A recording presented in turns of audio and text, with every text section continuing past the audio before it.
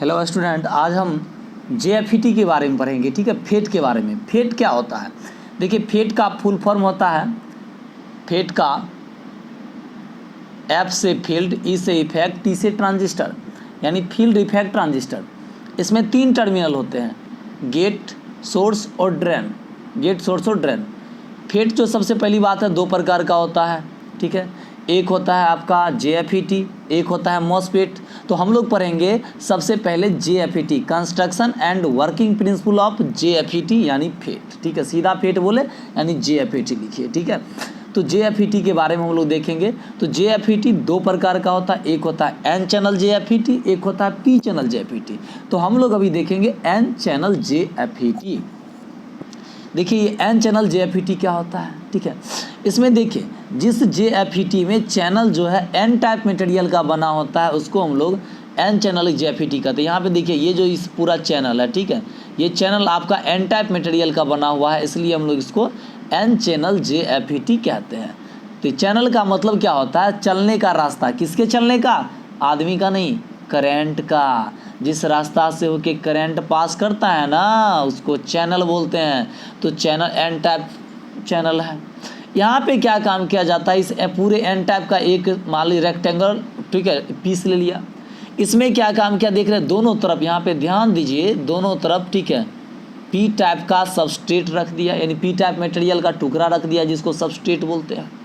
अब क्या काम करता है, जो दोनों पी टाइप टर्मिनल जो है, ये पी टाइप और ये पी टाइप, एक दूसरे से शॉर्ट कर दिया जाता है। ठीक है, देख रहे हैं, इस दोनों पी टाइप को यहाँ से लेकर के शॉर्ट कर दिया और शॉर्ट करके एक टर्मिनल बाहर निकाल लिया और नाम दे दिया गया गेट। अब इस गेट टर्मिनल का काम क्या होता है? तो गेट टर्मिनल का काम होता है इस ड्रेन से सोर्स की ओर जो करंट पास होगा आईडी, यानी ड्रेन करंट। ठीक है, ड्रेन करंट जो है ड्रेन करंट जो है ड्रेन से सोर्स की ओर फ्लो करेगा। ठीक है, तो ड्रेन से सोर्स की ओर फ्लो पास करने वाले करंट को कंट्रोल करना ही गेट टर्मिनल का काम है। अब देखिए, एन टाइप मटेरियल में 2 बच गया, इधर 2 साइड। तो एक साइड से ऊपर हम ड्रेन नाम दे देते हैं और दूसरी तरफ एक कनेक्शन निकालते हैं जिसका नाम हम लोग सोर्स देते हैं। देखिए, सोर्स का काम है चार्ज कैरियर को, ठीक है, इंटर करना, ठीक है, ट्रांजिस्टर के अंदर। और ड्रेन का काम जो है जो चार्ज कैरियर को बाहर करना, यानी करंट को फ्लो करवाना। ठीक है, वो ड्रेन का काम है। इसके ड्रेन के कारण ही आईडी करंट जो है, ठीक है, वो फ्लो आपका करता है आईडी। ठीक है, ये यहाँ पे थोड़ा मिस्टेक है। ठीक है, और छोड़िए, VDS है ना, तो VDS हाँ सही है। ये यहाँ से हो करके ये VDS जो है, ये जो आईडी जो फॉलो करेगा, ये देखिए डी प्लस टर्मिनल है, यहाँ पे ध्यान दीजिए, प्लस टर्मिनल है, पॉजिटिव से निकल के यहाँ आएगा और ड्रेन से होते हुए सोर्स की ओर फॉलो करेगा। ठीक है, करंट इस तरह से आपका फॉलो करता है। अब हम लोग इसका देखेंगे कंस्ट्रक्शन ऑफ जेएफईटी। ये 3 टर्मिनल होता है, गेट, सोर्स और ड्रेन। सोर्स का काम है चार्ज कैरियर को ट्रांजिस्टर के अंदर करना, ड्रेन का काम है चार्ज कैरियर को फ्लो करवाना, गेट का काम है उस ड्रेन करंट को कंट्रोल करना। ठीक है, अब कंस्ट्रक्शन में है एन टाइप का, हमने एक मटेरियल ले लिया, पी एन टाइप मटेरियल, इसमें 2 पी टाइप सबस्ट्रेट रख दिया, दोनों को हमने शॉर्ट कर दिया, शॉर्ट करके एक टर्मिनल निकाला, नाम दे दिया गेट। अब एन टाइप से एक टर्मिनल ऊपर निकाला, नाम दिया ड्रेन, नीचे निकाला, नाम दिया सोर्स। अब देखिए, हम लोग गेट और सोर्स के बीच में, ठीक है, गेट सोर्स बाय जंक्शन जो होता है, गेट और सोर्स का जो जंक्शन है, ये गेट और ये सोर्स का जंक्शन, ये हमेशा रिवर्स बायस में रहता है। ठीक है, रिवर्स बायस का मतलब क्या है? देखिए, गेट जो है आपका पॉजिटिव पी टाइप सबस्ट्रेट से बनना है, तो पॉजिटिव को निगेटिव सप्लाई दो तो ये रिवर्स बायस हो जाएगा। इसलिए देखिए, यहाँ जो VGS जो सप्लाई दिया गया है, गेट को निगेटिव वाला टर्मिनल से जोड़ा है और सोर्स को पॉजिटिव वाला टर्मिनल से। और ड्रेन और सोर्स के बीच में एक सप्लाई सोर्स और जोड़िए, VDS। ठीक है, इसमें 2 सप्लाई की जरूरत पड़ रहा है, एक गेट और सोर्स के बीच में, एक आपको ड्रेन और सोर्स के बीच में, यानी VDS। 2 सप्लाई इसमें यूज होता है। अब हो गया ये कंस्ट्रक्शन। अब हम लोग देखेंगे ये काम कैसे करता है जेएफईटी। देखिए, तो जेएफईटी के काम को देखने के लिए हम 3 केस देखेंगे। ठीक है, 3 केस टोटल। पहला केस देखते हैं। पहला केस में हम लोग क्या काम करते हैं, चूँकि देखिए गेट और सोर्स जंक्शन जो है आपका, ये आपका रिवर्स बायस है, हम लोग पहला कंडीशन में क्या काम कर रहे हैं, केस 1 ले रहे हैं, ठीक है। और केस 1 में हम लोग क्या काम कर रहे हैं, VGS को 0 रखते हैं। देखिए आपका यदि VGS 0 है मतलब रिवर्स बायस वाला वोल्टेज कम है, और रिवर्स बायस वोल्टेज भाई कम है तो बैरियर पोर्ट यहाँ पे बैरियर डिप्लेशन लेयर की चौड़ाई क्या होगा, कम होगा। यदि रिवर्स बायस कम है, VGS यदि 0 है तो रिवर्स बायस में अभी बहुत कम है, ठीक है। तो आपका क्या होगा, डिप्लेशन लेयर की चौड़ाई बहुत कम मिनिमम होगा। अब डिप्लेशन लेयर की चौड़ाई, अब देखिए डिप्लेशन लेयर की चौड़ाई का ये पी टाइप है, बीच में एन चैनल है, तो पी और एन के बीच में एक जंक्शन, अब पी और एन के बीच में एक जंक्शन, तो पी और एन के बीच का जो लेयर होगा, ठीक है, इसको क्या बोलते हैं, डिप्लेशन लेयर। तो अभी जो डिप्लेशन लेयर कम है, और डिप्लेशन लेयर की चौड़ाई यदि भाई कम होगा तो इस चैनल की चौड़ाई क्या होगा, ज़्यादा होगा। अब चैनल की चौड़ाई जितने ज़्यादा होगा, करंट ड्रेन करंट उतने ज़्यादा पास करेगा। मतलब सीधा साफ है, जब आपका VGS 0 रहेगा तो आपका करंट जो है वो ID वो क्या रहेगा, मैक्सिमम रहेगा। VGS क्यों, चूँकि VGS जब 0 था तो कम रिवर्स बायस होने के कारण से, ठीक है, VGS 0 है तो रिवर्स बायस तो भी है ही नहीं, तो ये क्या होगा, डिप्लेशन लेयर की चौड़ाई बहुत कम होगा, और डिप्लेशन लेयर की चौड़ाई यदि कम होगा तो चैनल की चौड़ाई ज़्यादा होगा। और हॉल में गेट जितने बड़ा रहेगा आदमी तो उतने ज़्यादा पास करेगा ना, और चैनल जितने रोड जितने ज़्यादा चौड़ा है तो करंट बा उतने ज़्यादा पास करिए ना। तो इसलिए ड्रेन करंट जो है ID वो काफ़ी तेज़ी से ड्रेन से सोर्स की ओर आपका फ्लो करेगा। अब आते हैं केस 2। अब VGS गेट सोर्स वोल्टेज को थोड़ा बढ़ाते हैं, इंक्रीज करते हैं हल्का, तो भाई VGS रिवर्स बायस में है, और रिवर्स बायस में यदि आपका वोल्टेज बढ़ेगा, ठीक है, तो डिप्लेशन लेयर की चौड़ाई भी धीरे धीरे क्या होगा, बढ़ेगा। और डिप्लेशन लेयर की चौड़ाई भाई बढ़ेगा तो बीच में चैनल की चौड़ाई क्या होगा, घटेगा। और चैनल की चौड़ाई घटेगा यानी रोड की चौड़ाई यदि घटेगा तो कम गाड़ी ने एक बार में पास होगा, मतलब आपका ड्रेन करंट कम पास करेगा, मतलब करंट घट जाएगा। मतलब VGS को यदि रिवर्स बायस में बढ़ाते हैं तो डिप्लेशन लेयर की चौड़ाई बढ़ता है, चैनल की चौड़ाई घटता है, जिसके कारण से ड्रेन करंट घट जाता है। अब केस 3, अब रिवर्स बायस में VGS को क्या करो, मैक्सिमम कर दो।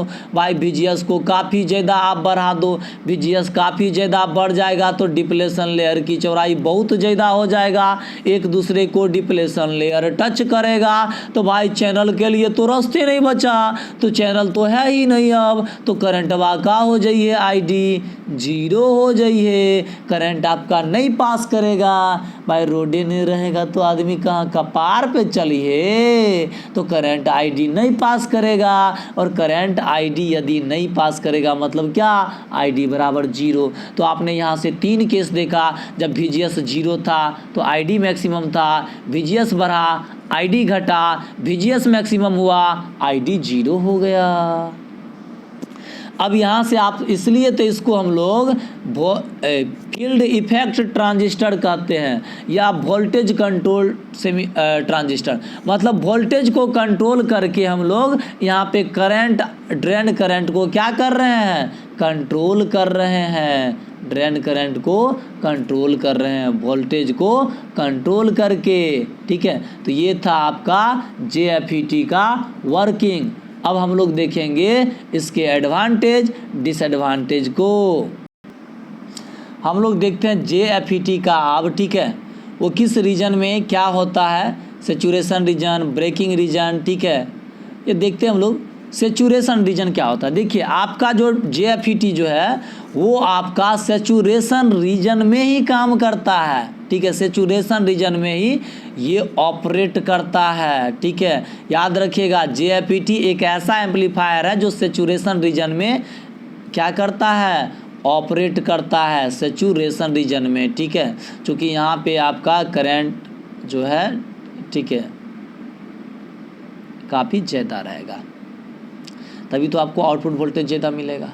आउटपुट ज़्यादा मिलेगा।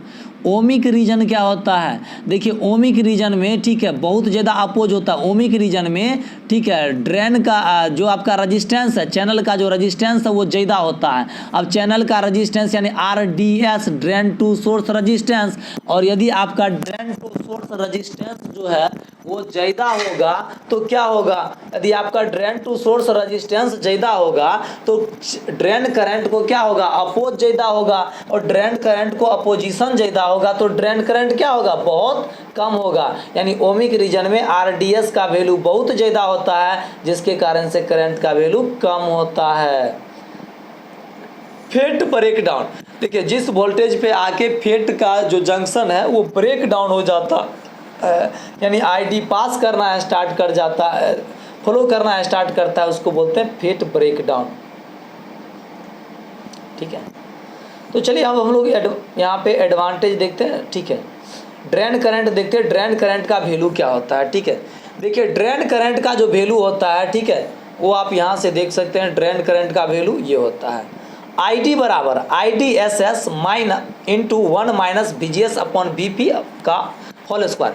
देखिए IDSS क्या होता है, IDSS मैक्सिमम ड्रेन करंट होता है। ठीक है, मैक्सिमम ड्रेन करंट या सोर्स सैचुरेशन करंट इसको बोलते हैं। BP को हम लोग पिंच अप वोल्टेज करते हैं। ये पिंच अप वोल्टेज क्या होता है, देखिए जिस वोल्टेज पे जाके आपका जो है ठीक है करंट मैक्सिमम हो जाता है, VDS के जिस वैल्यू पे आपका ID जो है मैक्सिमम होता है उसको हम लोग पिंच अप वोल्टेज बोलते हैं। ठीक है, तो ये याद रखिएगा आप। अब हम लोग एडवांटेज और डिसएडवांटेज देखते हैं। ठीक है,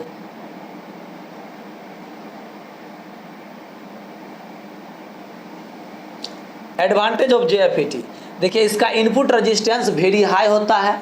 ठीक है, बहुत ज़्यादा होता है। इसका थर्मल स्टेबिलिटी बहुत ज़्यादा होता है, मतलब ज़्यादा टेम्परेचर पे भी आसानी से काम करता है। इसका इनपुट करंट वेरी स्मॉल होता है, चूँकि इनपुट रेजिस्टेंस ज़्यादा है इसलिए इनपुट करंट कम होता है। ये जो है ना नॉइज यानी आवाज़ शोरगुल बहुत कम करता है। इसका लाइफ बहुत लॉन्ग होता है, ज़्यादा दिन चलता है। साइज बहुत छोटा होता है, पावर गेन इसका ज़्यादा होता है। डिसएडवांटेज क्या है, ठीक है, देखिए इसको करंट एम्पलीफायर की भांति यूज नहीं कर सकते चूँकि स्मॉल करंट, इसका इनपुट करंट वो जो होता है बहुत स्मॉल होता है। ठीक है, इसका जो ट्रांस कंडक्टेंस यानी GM का जो वैल्यू होता है वो स्मॉल होता है। ठीक है, the voltage gain of FET amplifier is lower. ठीक है, एक BJT के कंपेयर में इसका FET का जो वोल्टेज गेन होता है वो लो होता है। ठीक है, इसमें स्पेशल प्रिकॉशन का जरूरत पड़ता है। ठीक है, इसको हैंडल करने के लिए स्पेशल प्रिकॉशन का जरूरत पड़ता है। JFET का फीचर्स क्या है, ठीक है, ये एक भाई वोल्टेज कंट्रोल डिवाइस है, VG के द्वारा ID को कंट्रोल किया जाता है। ठीक है, इट इज़ इक्विवेलेंट टू एक वोल्टेज कंट्रोल करंट सोर्स, मतलब कह सकते हैं इसमें वोल्टेज यानी VGS के द्वारा करंट को कंट्रोल करते हैं, मतलब कह सकते हैं ये एक करंट सोर्स है जिसको हम लोग वोल्टेज के द्वारा कंट्रोल करते हैं। इसमें गेट सोर्स जंक्शन हमेशा रिवर्स बायस में होता है। गेट करंट IG का वैल्यू काफ़ी स्मॉल होता है, लगभग 0 के करीब। इसका इनपुट रेजिस्टेंस बहुत ज़्यादा होता है। ठीक है, और इसको हम लोग स्विच के भांति यूज कर सकते हैं। ठीक है, एम्पलीफायर के भांति भी यूज कर सकते हैं। ये इसको हम लोग वोल्टेज वेरिएबल रेजिस्टेंस VVR के भांति यूज कर सकते हैं। ठीक है, VVR आप मेरे YouTube चैनल पे जाके देख सकते हैं VVR के बारे में। JFET का यूज कहाँ है, JFET का यूज हम लोग एम्पलीफायर के भांति करते हैं, स्विच की भांति करते हैं, डिजिटल सर्किट में करते हैं, VVR में करते हैं। ठीक है, ये सब हम यहाँ जगह हम लोग इसका यूज करते हैं। आगे हम लोग देखेंगे MOSFET के बारे में।